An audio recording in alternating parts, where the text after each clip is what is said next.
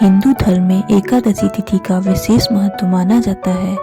वहीं माघ माह के कृष्ण पक्ष की एकादशी तिथि को सटतीला एकादशी कहा जाता है।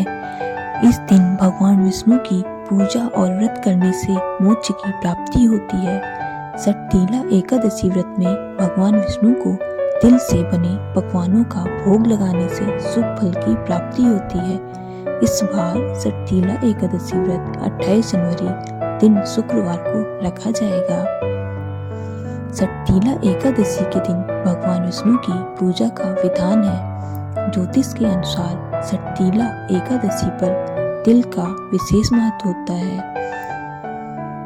इस दिन तिल से स्नान, तिल का उपटन लगाया जाता है, तिल से हवन किया जाता है, तिल से तर्पण, तिलों का दान और तिलों से बनी चीजों का सेवन करना अत्यंत शुभ माना गया है। इस बार सटतीला एकादशी का व्रत 28 जनवरी शुक्रवार को रखा जाएगा। सटतीला एकादशी 2022 को 2 घंटे 9 मिनट रहेगी। 28 जनवरी को सुबह 7:11 से 9:20 तक का शुभ मुहूर्त है। सटतीला एकादशी की पूजा विधि इस प्रकार है।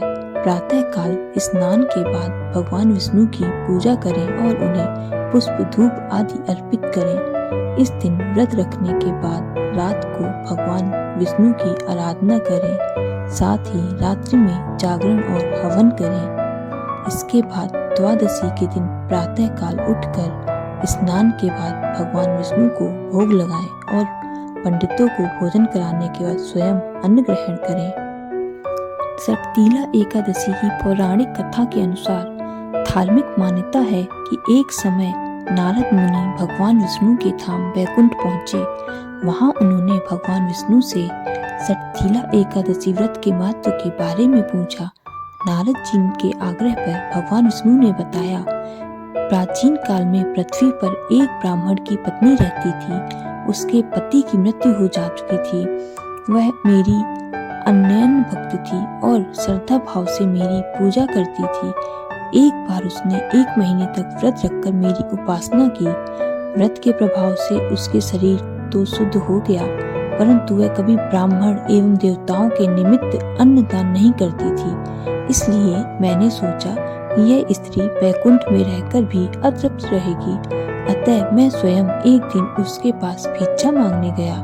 जब मैंने उससे भिक्षा की याचना की, तब उसने एक मिट्टी का पिंड उठाकर मेरे हाथ पर रख दिया। मैं वह पिंड लेकर अपने धाम लौट आया। कुछ समय बाद वह देह त्याग कर मेरे लोक में आ गई। यहाँ उसे एक कुटिया और आम का पेड़ मिला। खाली कुटिया को देखकर वह घबरा गई और मेरे पास आई। बोली, मैं तो धर्मपरायण हूँ, फिर मुझे खाली कुटिया क्यों मिली? तब मैंने उसे बताया, यह अन्नदान नहीं करने तथा मुझे मिट्टी का पिंड देने से हुआ है। मैंने फिर उसे बताया, जब देव कन्याएं आपसे मिलने आए तब आप अपना द्वार खोलना, जब तक वे आपको सटतीला एकादशी के व्रत का विधान न बताएं। स्त्री ने वैसा ही किया जिस दिन विधियों को देव कन्या ने कहा था। उस विधि से सटतीला एकादशी व्रत किया।